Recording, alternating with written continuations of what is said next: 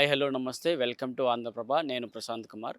ప్రజాక్షేత్రంలో ఎంపీలు, ఎమ్మెల్యేలు గెలిచిన తర్వాత వారు నమ్ముకున్న పార్టీ కావచ్చు, వారి గెలిచిన ఏ గుర్తు మీద గెలిచారో పార్టీని కావచ్చు, వాటిని వదిలేసి పక్క పార్టీలకి క్రాస్ ఓటింగ్ కావచ్చు, ఇతర పార్టీలో జంపింగ్‌లు కావచ్చు, ఇలాంటి అంశాలకు సంబంధించి లేకపోయినా అవినీతికి పాల్పడిన ఇన్ని రోజుల వరకు కూడా వారికి రక్షణ తోడుగా ఉంటుంది. ఇక నుంచి ఆ రక్షణ మీకు తోడుగా లేదు అంటూ కూడా సుప్రీంకోర్టు ఈరోజు సంచలన తీర్పైతే వెలువరించారు. ఏడుగురు సభ్యుల ధర్మాసనంలో డివై చంద్రచూడ్ నేతృత్వంలో ఈరోజు ఒక తీర్పు అయితే ఏకగ్రీవంగా వచ్చింది. ఇక రాజకీయ నాయకులు తమ భవిష్యత్తు ఏ విధంగా ఉండబోతుంది, ఇలాంటి చర్యలకు పాల్పడితే ఏ విధంగా ఉండబోతుంది, ఇలాంటి అంశాలకు సంబంధించి మనతో మాట్లాడేందుకు డాక్టర్ పెంటపాటి పుల్లారావు ఉన్నారు, రాజకీయ విశ్లేషకులు. ఆయనకి అడిగి మరిన్ని సమాచారం అయితే తెలుసుకుందాం. Sir, good evening sir. Supreme court ఇలాంటి నిర్ణయాలు తీసుకున్నప్పుడు ఏ విధంగా నెక్స్ట్ భవిష్యత్తు ఏ విధంగా ఉండబోతుంది, రాజకీయ నాయకులు ఏ విధంగా ఉంటే సరిపోతుందంటారు? భవిష్యత్తు కంటే మనం చరిత్రలోకి వెళ్ళాలి.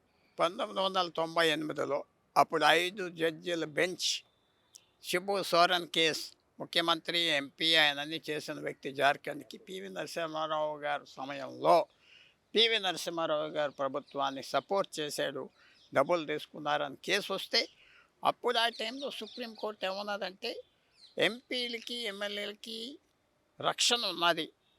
వాళ్ళకి ఏం చేసినా పార్లమెంట్లో వాళ్ళెవరు ప్రశ్నించలేం అని చెప్పాక ఆ కేసు మళ్ళీ ఇప్పుడు సుప్రీంకోర్టు 7 జడ్జి బెంచెస్తో ఎత్తి ఆలోచించి ఈవేళ చంద్రచూడ్ చీఫ్ జస్టిస్ గారు నేతృత్వం కింద ఏమన్నారంటే ఆ కేసు అప్పుడు 98లో సుప్రీంకోర్టు ఇచ్చిన నిర్ణయం కరెక్ట్ కాదు. కొత్త నిర్ణయం ఏంటంటే ఎంపీలు, ఎమ్మెల్యేలు వాళ్ళు ఓట్లు కనుక డబ్బుకు అమ్ముకున్న వాళ్ళ మాట్లాడిన డబ్బులు తీసుకుని అది నేరం. ఆ నేరం నుంచి రక్షణ లేదు. అంటే దీని పరిణామాలు ఏమిటంటే సుప్రీంకోర్టు అప్పుడు 99లో ఇచ్చిన రక్షణ ఇంకా లేదు. ఆ రోజు షిబు సోరెన్, ఇప్పుడు కూడా ఆయన ఉన్నాడు, 90 ఏళ్ళ మనిషి. ఇప్పుడు మళ్ళీ ఆయన మీద ఆ కేసు మొదలు నడుస్తుంది. శిక్ష పడితే జైలుకి వెళ్ళాలి. అందువల్ల సుప్రీంకోర్టు చాలా విశేషంగా వాళ్ళ ఈ నిర్ణయం వల్ల తేడా తీసుకొచ్చారు చట్టంలో. ఈ చట్టం పరిణామాలు అన్ని విధాలుగా ఉంటుంది. డబ్బు తీసుకోకూడదు, స్పీచ్ కూడా తీసుకుని డబ్బు తీసుకుని స్పీచ్ కూడా ఇవ్వకూడదు, సపోర్ట్ చేయకూడదు. ఒక ఓటే కాదు, ఒక చట్టం వచ్చినప్పుడు కూడా డబ్బులు తీసుకోకూడదు అని చాలా మంచి నిర్ణయం. అందువల్ల ఇంకో పరిణామం ఈవేళ ఎక్కడ వస్తుందంటే, మొన్న ఒక ఎంపీ, బెంగాల్ ఎంపీ మహువా మొయిత్రా అనే ఒక లేడీ, ఆ మెంబర్షిప్ పోయింది. ఎందుకంటే ఆమె క్వశ్చన్లు వేయటానికి ఎవరికో అధికారం ఇచ్చింది బయట అని చెప్పారు. ఇప్పుడు ఆమె మీద కూడా ప్రొసీడ్ అవ్వచ్చు, ఆమె మీద కూడా నేరం తీసుకోవచ్చు, యాక్షన్ తీసుకోవచ్చు, జైలుకి అదే ప్రిజన్ సెంటెన్స్ ఇవ్వాలని అడగవచ్చు. సో చాలా పరిణామాలు ఉంటాయి.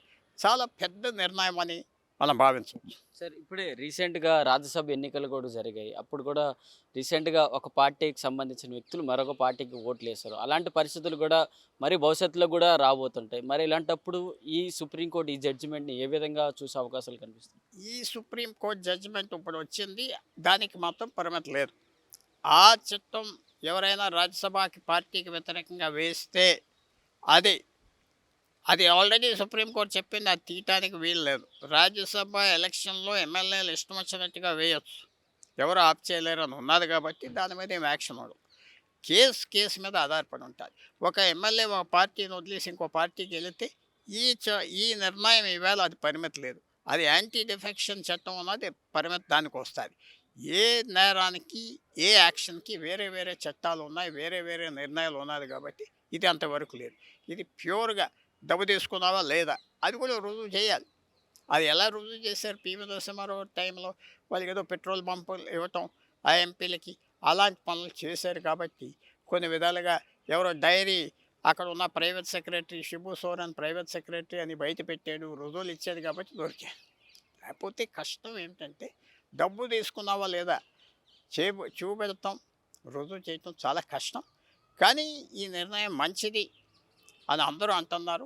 కొంతవల్ల క్లీన్ చేస్తుంది మన రాజకీయ పరిస్థితి అని ఎదురు చూడవచ్చు. అంటే ఇప్పుడు చూడండి సార్, ఇప్పుడు బయట ప్రజల చేత ఎన్నుకున్న వ్యక్తులు ఇప్పుడు ఒక పార్టీని నమ్ముకుని ఉంటారు. ఇప్పుడు ఇంకొక పార్టీలో జంప్ అవ్వడం కావచ్చు, ఇంకొక పార్టీకి క్రాస్ ఓటింగ్ కావచ్చు. ఇలాంటి పరిస్థితులు భవిష్యత్తులో వర్తమానంలో జరిగి ఇప్పుడు భవిష్యత్తుకు కూడా సంబంధించి భవిష్యత్తు ఉండబోతుంది. మరి ఇలాంటి సందర్భాల్లో రాజకీయ పార్టీలు ఇంత ప్రజల మధ్యన ఉండే నాయకులు ఇలాంటి పరిస్థితులు చేస్తే ప్రజలకి ఎటువంటి సమాధానం ఉంటుంది?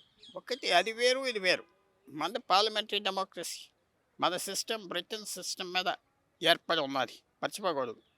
బ్రిటన్ సిస్టమ్ ఏంటంటే ఎంపీ ఎమ్మెల్యేలు ఇష్టం వచ్చిన టైంలో పార్టీ మారిపోవచ్చు. మన దేశంలో ఏం చేసామంటే 1985లో అలా మారకూడదు అని చట్టం తీసుకొచ్చాం. లేకపోతే ఎంపీ ఎమ్మెల్యే వాళ్ళు ఎంతో అనుభవజ్ఞులు నాయకులు. ఒక నిర్ణయం ఇంకో పార్టీ మారాలంటే తప్పు లేదు ప్రజాస్వామ్యంలో అని మన రాజ్యాంగం రాసినప్పుడు అంబేద్కర్ గారు, నెహ్రూ గారు వీళ్ళందరూ రాసినప్పుడు పెట్టలేదు. సో అందువల్ల దానికి దీనికి సంబంధం లేదు. ఒక ఎంపీ ఎమ్మెల్యే పార్టీ నాకు మారాలి, ఎందుకంటే ఇప్పుడున్న ప్రభుత్వం సరిగా చేయటం లేదు అంటే మారటానికి కనుక అతనికి దిక్కు లేకపోతే ఏ రకంగా గవర్నమెంట్ని కంట్రోల్ తీసుకొస్తాడు. సో మీరు చెప్పిన దాని మీద ఆలోచన చాలా ఉన్నాయి. నా ఆలోచన ఏంటంటే ఒక ఎమ్మెల్యే ఎంపీకి ఎన్నో ఎలక్షన్లు గెలిచిన వాళ్ళు, వాళ్ళకి అనుభవం ఉన్నది, దేశభక్తులు. ఈ ప్రభుత్వం సరిగ్గా పనిచేయట్లేదంటే ఏం చేయాలి? బ్రిటన్ అయితే వదిలేసి వెళ్ళిపోతారు.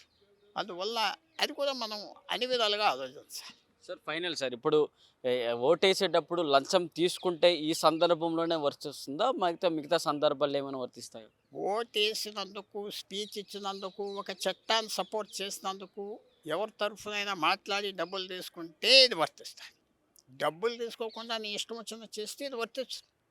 నువ్వు డబ్బు తీసుకోలేదు, నువ్వు ఒక ప్రిన్సిపల్ మీద చేసావు అంటే అది ఎవరు ఏం చేయలేరు. ఈ చట్టం ఏంటంటే నువ్వు లంచం తీసుకున్నావు అంటే మాత్రం వర్తిస్తుంది, శిక్ష పడుతుంది.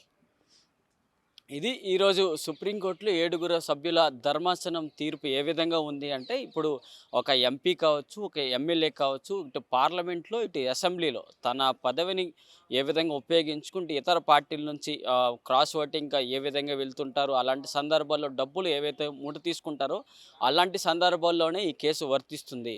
అంటే ఒకవేళ రుజువు చేయాలి అంటే ఇప్పుడు తీసుకున్న వ్యక్తి ఏ విధంగా తీసుకున్నారు, ఎంత మేరకు తీసుకున్నారు, ఇలాంటి అంశాలన్నింటినీ కూడా క్లియర్ చేసిన తర్వాత మాత్రమే ఉంటుంది, శిక్ష పడుతుంది అంటూ తెలుపుతున్నారు. మరి ఇలాంటి ఎంపీలకు సంబంధించి ఏ విధంగా తన భవిష్యత్ నెక్స్ట్ ఏ విధంగా చర్యలు తీసుకోబోతున్నారు, ఇలాంటి ఒకవేళ ఆయన పైన ఆరోపణలు వచ్చినట్లయితే కంపల్సరిగా ఆయన విచారణకు హాజరు కావాల్సిందే. దానిపైన కూడా కస్టడీకి ముందుకెళ్లాల్సిన అవసరాలు ఎక్కువగా కనిపిస్తున్నాయి అంటూ తెలుపుతున్నారు. వీడియో జర్నలిస్ట్ సంజయ్ కౌశిక్తో ప్రశాంత్, ఆంధ్రప్రభ, న్యూఢిల్లీ.